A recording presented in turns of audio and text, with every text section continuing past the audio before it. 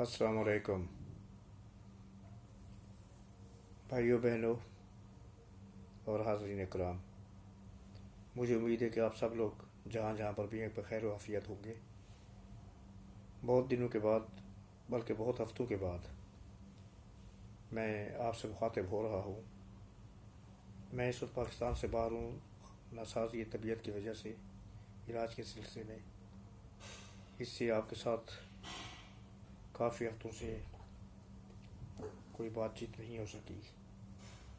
लेकिन गुज़िश्ता 2-3 दिन से मुल्क अज़ीज़ में जो वाक़यात रूनुमा हो रहे हैं और जिस तरह मुल्क को, मुल्क के नाम को, मुल्क के अवाम के नाम को बदनाम किया जा रहा है और दुनिया भर में जिस तरह जागरसाई का बायस बनाया जा रहा है, उस चीज़ ने मुझे मजबूर कर दिया कि मैं तबीयत का ख्याल किए बगैर आपसे थोड़ी देर के लिए मुखातिब हूँ और जो भी मुहिब वतन तबका है मुल्क का, उनके ख़यालात की तर्जुमानी करते हुए और अपने ख़यालात की तर्जुमानी करके आप तक अपने ख़यालात पहुँचाऊँ। इमरान खान नियाज़ी, जिसको कल करप्शन के एक केस में गिरफ़्तार किया गया, और ये कोई अनोखी बात नहीं है, दुनिया में ऐसे वाक़यात होते रहते हैं, सियासत में भी और दूसरे अवामल के तहत भी, कि सियासतदान भी गिरफ़्तार होते हैं, बिज़नेसमैन भी गिरफ़्तार होते हैं, एस्टेब्लिशमेंट और मुल्क में जो इंतज़ामी इदारे हैं उनके लोग भी गिरफ़्तार होते हैं अगर कोई गैर कानूनी हरकत करे तो इमरान खान को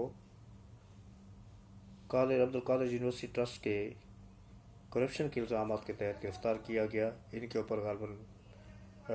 50 या 60 अरब रुपए के करप्शन का इल्ज़ाम है और जो शुनीद ये है कि वो इल्ज़ाम इस्टेब्लिश कर लिया गया है, नैब के पास उसके पक्के सबूत हैं और उस वजह से उनको गिरफ़्तार किया गया। उनकी गिरफ़्तारी के वक्त और उसके बाद उनकी पीटीए की तरफ से ऐसा ज़हर किया गया जैसे नौज़ुबिल्लाह कोई ऐसा काम हो गया है, कोई ऐसी मुक़द्दस गाय को छेड़ दिया गया है जिसके लिए किसी में भी जुर्रत और हिम्मत नहीं थी कि वो इस तरह की कोई हरकत करता। और उसके बाद जो एक तूफ़ान बदतमीज़ी मुल्क में मचाया गया, उसने हमारे दोस्त मुल्कों को तो परेशान कर दिया, लेकिन हमारे दुश्मन को बगले में जाने का मौका मिल गया। आप अगर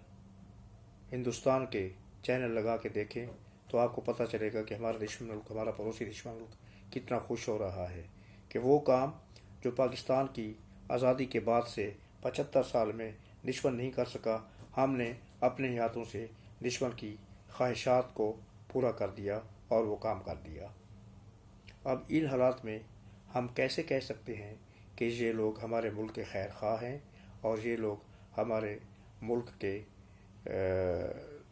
हमारे मुल्क को तरक्की की राह पर गामज़न करना चाहते हैं और ये हमारे अवाम की खैर खाही करना चाहते हैं और उनकी तरक्की के लिए कोशा हैं। जो लोग मुल्क को कौम के मफाद में नहीं हैं,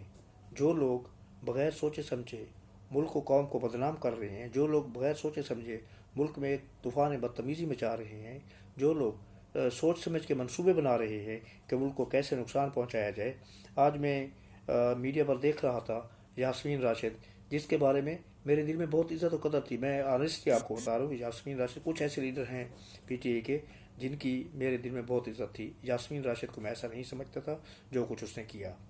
कि इकट्ठे हो जाएं, हम इंतज़ार कर रहे हैं और जो है कोर कमांडर के घर पर इकट्ठे होके जाना है।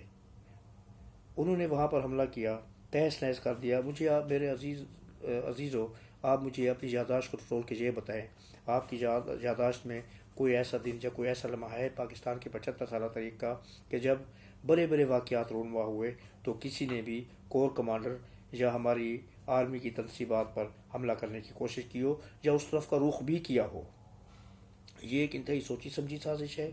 जिसमें पीटीए के कुछ हज़रात जितना कहें कि हम उसमें इन्वॉल्व नहीं हैं, लेकिन मेरा यकीन है कि पीटीए की नीचे से लेकर اوپر کی قیادت تک نچلے درجے کی قیادت سے لے کر اوپر کے درجے کی قیادت تک سب لوگ اس میں ملوث ہیں،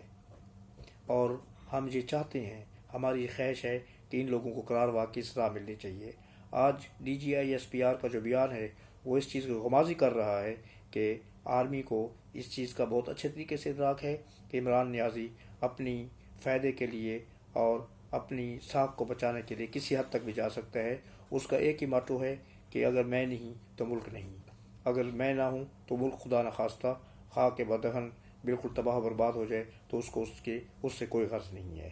یعنی کہ وہ اپنی ذات کو ملک کے اوپر ملک پر زیادہ ترجیح دے رہا ہے، وہ اپنی ذات کو پہلے رکھ رہا ہے۔ ہم لوگ جیسے کہتے تھے نا کہ پاکستان فرسٹ، جہاں پر عمران نیازی کہتا ہے کہ آئی ایم فرسٹ، تو ملک جو ہے نا اس کے پیچھے ہے۔ اللہ پاک ہم سب کے حالات پر رحم فرمائے، کیونکہ میں اٹھا اور میں نے ایسے بغیر جو خبریں مجھے ملی اس کے اوپر اظہار خیال کر لیا ہے، تو کل یا پرسوں انشاءاللہ میں ایک تفصیلی ویلاگ کروں گا جس میں پوری تفصیل کے ساتھ ان واقعات کا احاطہ بھی کروں گا۔ کم از کم میں تو اب یہ چاہتا ہوں کہ عمران نیازی کو قرار واقعی سزا دی جائے، اور صرف عمران نیازی کو نہیں، اس کے ساتھ ساتھ ان کے جو سہولت کار ہیں اس میں ججز بھی ہیں۔ یہ جو ہمارے چیف جسٹس صاحب بیٹھے ہوئے ہیں، آئی ایم سوری ٹو سے، جو یہ چیف جسٹس صاحب بیٹھے ہوئے ہیں وہ کیا کر رہے ہیں؟ وہ تو اس کے سب سے بڑے سہولت کار کے طور پر آ رہے ہیں نا، لیکن میں نے اس سے پہلے زبان نہیں کھولی۔ یہ جو پچھلے دنوں میڈیا میں جو کچھ آ رہا تھا، ان کی ساس، ان کے داماد، ان کی بہو، ان کی بیٹی، ان کی بیوی کے بارے میں جو آڈیو لیکس آ رہی ہیں، اس کا مطلب یہ ہے کہ یہ جتنا بھی ٹولہ ہے، جو بھی طبقہ ہے، ان سب کی نگرانی بہت عرصے سے کی جا رہی تھی، اور میرے خیال میں اس وقت آرمی کے پاس اور ہماری نمبر 1 ایجنسی کے پاس ان کے خلاف ان کو قرار واقعی سزا دینے کے لیے پورے ثبوت ہیں، اور ان کو واقعی قرار واقعی سزا دینی چاہیے، عبرتناک سزا دینی چاہیے، تاکہ آئندہ ملک کے کسی بھی شہری کو اپنے فائدے کے لیے ملک کی سلامتی کو داؤ پر لگانے کا موقع نہ ملے، اور ان کو اس چیز کی ہمت ہی نہ ہو، اور ان کی سوچ ہی نہ، ہمت کرنا تو دور کی بات ہے، وہ سوچ بھی نہ سکے کہ اپنے ملک کے خلاف وہ جا سکتے ہیں۔ اللہ پاک آپ سب کے حال پر رحم کرے۔ اب ہم سب دعا گو ہیں کہ اللہ تعالی ہمارے ملک کے حال پر رحم کرے اور ہمارا ملک قائم و دائم رہے، کیونکہ اگر ہمارا ملک قائم ہے تو ہم قائم ہیں، ہم پاکستانی ہیں پاکستان کے ساتھ، اگر پاکستان قائم ہے تو ہم ایک قوم کے طور پر قائم ہیں، اگر ہمارا ملک نہیں ہے تو ہم بھی کچھ نہیں۔ اللہ نگہبان اور اللہ حافظ۔